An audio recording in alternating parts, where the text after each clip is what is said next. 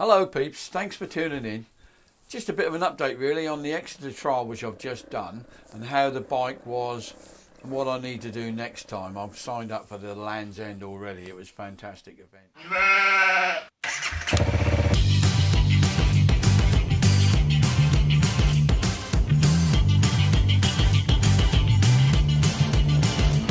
So can anyone do this? Yeah, pretty much. If you've done a little bit of off-road, you'll be fine.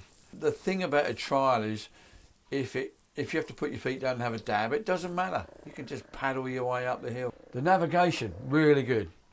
Simple. It was not complicated.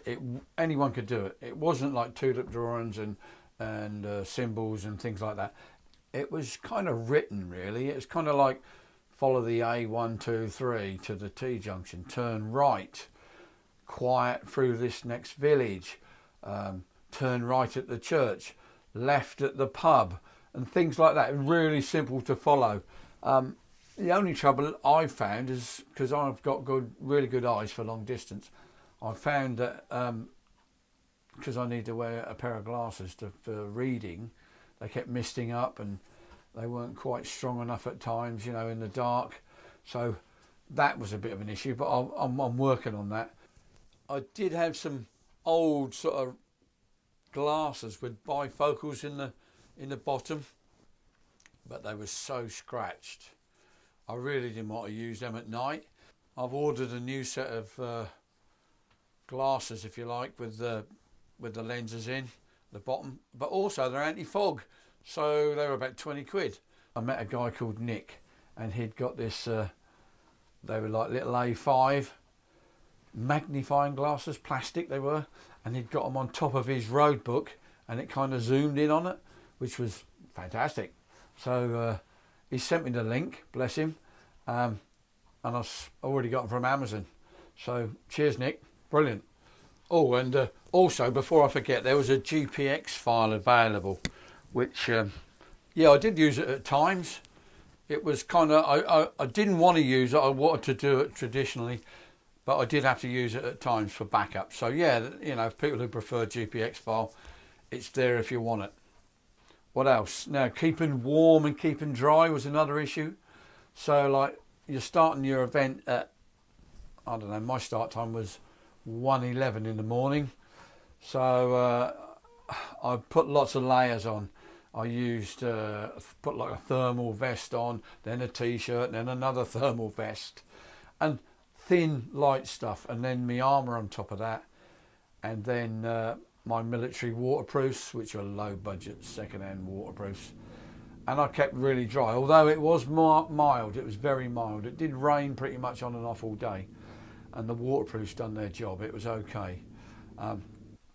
The other thing is your feet. Don't laugh.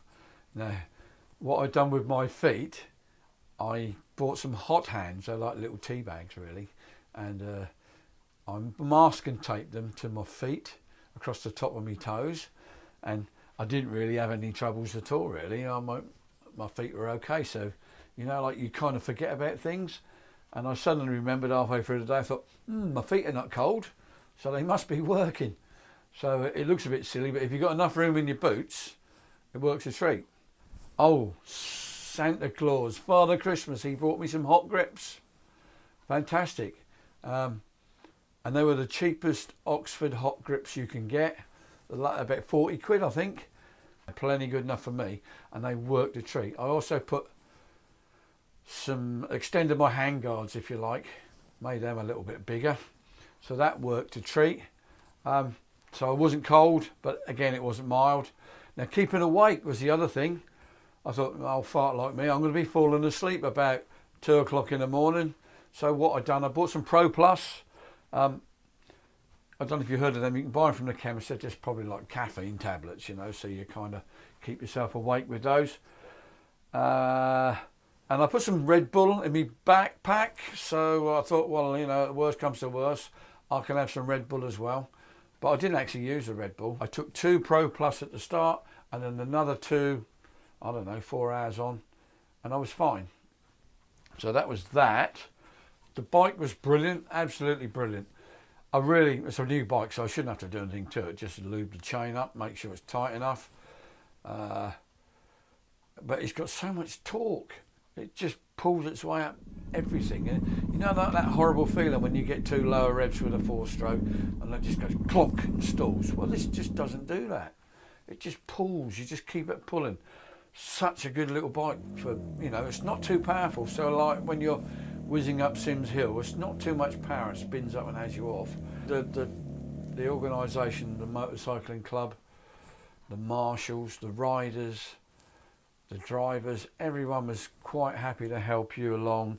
You could even follow them if you got a little bit confused with the directions. Just follow them until you got your bearings back. You had quite a laugh with some of the marshals. Yep. In fact, they're standing there 2-3 o'clock in the morning. Jesus, you know what kind of dedication is that? It's pissing down with rain and they're standing there. Yeah, that was good. In fact, the easier sections were in the dark. They kind of looked after you. So I've already booked up for the Land's End trial. That should be, that's a little bit longer, I think. I think it's 22 hours. So more Red Bull, more Pro Plus to keep me going. But overall, really pleased with how the bike went and how the event went. It's a shame it's not a little bit closer, but hey ho, you know, down there in Devon and Cornwall, the trails are a lot of rock, so they really don't cut up as much. Like in Suffolk here, I'm not ridden for ages. I don't want to ride. I don't want to contribute to the abuse the lanes are getting at the moment.